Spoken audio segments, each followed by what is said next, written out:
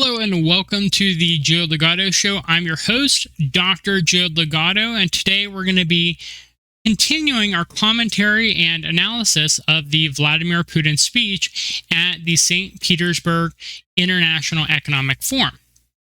And really interesting, really riveting speech so far. We just got done talking about how other countries aside from America has to pay their bills. They have to figure out how to pay for things instead of just like moving some decimal places around on a spreadsheet. And we're going to get into further understanding Vladimir Putin and his ideas for the future of not only Russia, but also the international world. So let's dig into that right now.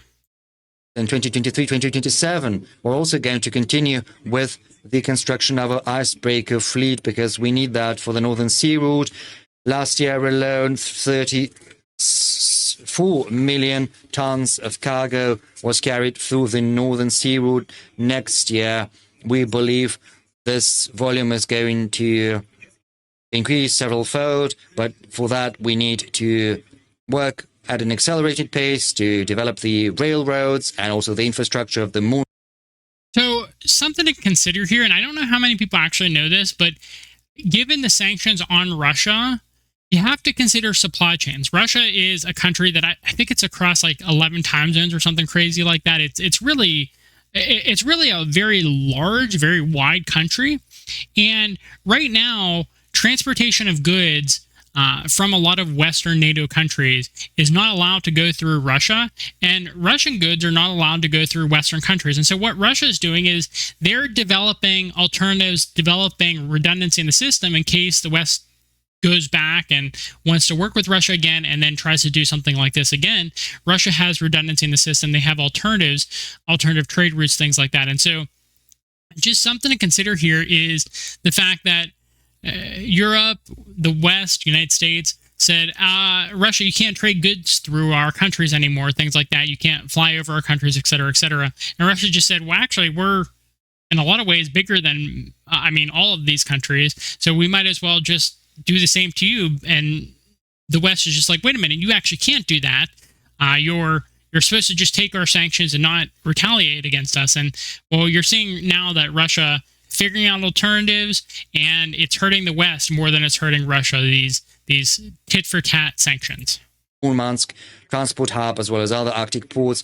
I would also like to say that we are working comprehensively to overhaul the regional infrastructure and raise the connectivity of our territories. Last year, we repaired more than 20,000 kilometers of regional car roads, built and reconstructed 1,200 kilometers, and these are record numbers, and I would like to thank both construction workers, engineers.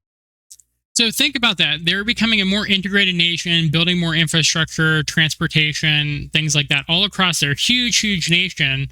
And during a time of essentially fighting the West, the entirety of the West, they had record growth in terms of their infrastructure there. So just amazing that this is happening.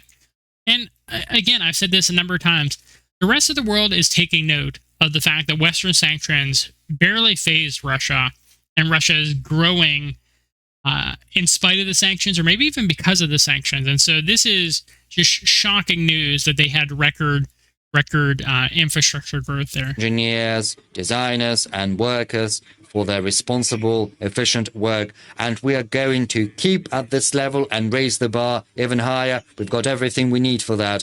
And I'm hopeful that we will rise up to the task. We're also developing communication and telecommunication lines. Last year, more than 3,000 kilometers of such lines were laid.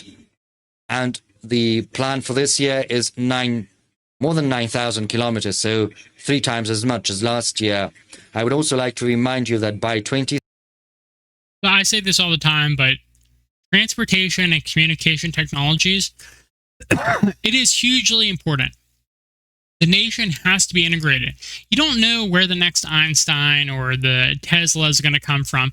You need people to be able to access the resources necessary in order to be as productive as possible. And the fact that Russia and China are focusing on these types of things, it's huge. And obviously, other countries are taking note of this, and it's going to affect how other countries operate as well, because we're seeing a prime example of modernization without westernization. In fact, their Russia, which was trying to westernize, pivoted away from westernization and benefited from it. And other countries are recognizing this and figuring out, wait, there are other ways we can modernize our nation, that we could grow as a nation, and without being exploited by the consumer countries of the West. Phenomenal development. Extremely important. 2030, we need to provide high quality communication networks and also internet access to all settlements in our country with a population of 100 to 500 persons. This is not just about raising the quality of life, because the development of regional infrastructure creates new opportunities for businesses, in particular in tourism. Incidentally, last year, internal tourist flows grew significantly. The Statistics Service tells us that the number of Russian tourists in hotels grew by 16.7%. In absolute numbers, it's almost 10 million people. We need to develop high-quality infrastructure for recreation in our country, and we need to do that actively. And we should not be simply guided by the current figures, because the tourist flow is going to continue growing, and that is why I need to suggest that we should expand the program for concessional lending to hotel projects, especially the most in-demand segment, those hotels that have either 3 or 4 stars. We need to include in that program the construction of all-year amusement parks, water parks, ski resorts. People, if they don't move around a lot, they don't really recognize that in some of these larger countries, like a United States, like a Russia, there's actually a lot of tourist attractions within the country. You don't have to go abroad to find interesting, different things from where you grew up or where you're currently living. And so what Russia's trying to do here is they're like, well, wait a minute, we're across, I think it was 11 time zones. I really do. I can't remember off the top of my head, but 11 time zones. We're across 11 time zones. We have all different types of weather, all different types of scenery. Why are Russians going abroad for tourism when they could be domestically being tourist? They could be tourists domestically. And so this type of insight, this type of recognition means that more money can stay in the Russian economy. And Vladimir Putin is right on the mark there, that they should absolutely be doing that. And same with China. I mean, Xi Jinping is doing his best to make it possible for people to visit different parts of China, and they're able to spend their money in China instead of letting that money flow abroad. And so increasing demand domestically, increasing the desire for various goods and services domestically helps out the nation. And so excellent to see that Vladimir Putin is thinking of these types of things. I know businesses are involved in implementing such projects in Crimea, the Russian Far East, Siberia, the Caucasus, and the south and central part of Russia, and we will continue to support these projects. Right now, we see an expansion of recreation in modular portable hotels and cottages and so-called glampings. Last year, we allocated 4.2 billion rubles for the construction of such modular hotels, helping 174 projects in 20 regions across the country. But as life has very well demonstrated us, such demand is far bigger, and investment projects have already been prepared. Land plots are there, infrastructure is ready, so I suggest we should allocate an additional 11 billion rubles to support the construction of modular hotels. This will allow us to implement another 470 projects of such type with 9,000 chambers, and people will have a chance to get acquainted with our unique nature, historical and cultural legacy. The development of transportation corridors and logistics capacities of Russia will allow our business to strengthen its foreign trade ties, cooperation ties with the Eurasian Economic Union, Asia, the Middle East, Africa, and Latin America. Open economy is our most important fifth principle. Despite all the difficulties last year, we did not switch to the path of self-isolation.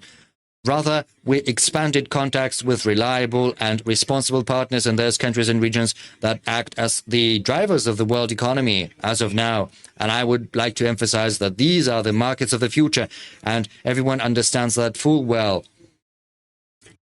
Okay, so this seems like a good stopping point. He got done talking about the domestic tourism industry and how that's benefiting the country, and he talked again, kind of reiterated his earlier point about how Russia figured out alternative methods of trading goods and alternative countries to trade goods with. I mean, if you can get roughly the same price for your goods by trading with one country as another country, but one country is trying to sanction you and trying to backstab you at every opportunity, it makes complete sense that you would develop relations with the country that is actually trustworthy so that you can cooperate with them and develop closer ties with them. And so that's what Russia is currently doing right now. They're working with Iran's, they're working with China's, they're working with Saudi Arabia, they're working with Venezuela, countries that have integrity. They've kept their word. They've kept their promises. They've kept their treaties. They don't just backstab and change the rules at the drop of a hat. And so that's what I'll leave you with. We've learned a lot from Vladimir Putin's speech so far, and I hope you've been enjoying it. If you like my commentary, please actually like the video. I would much appreciate it. And please subscribe to our channel. We're coming out with content daily. Long-form content, short-form content. We'll be getting into Substack and Medium posts soon. We're going to have a Discord channel. We're going to have YouTube community posts. We'll probably have a Facebook group as well. We're getting into all forms of long-form, short-form content as well as written content as well. So thank you for watching, and I hope you have a good rest of your day. Bye.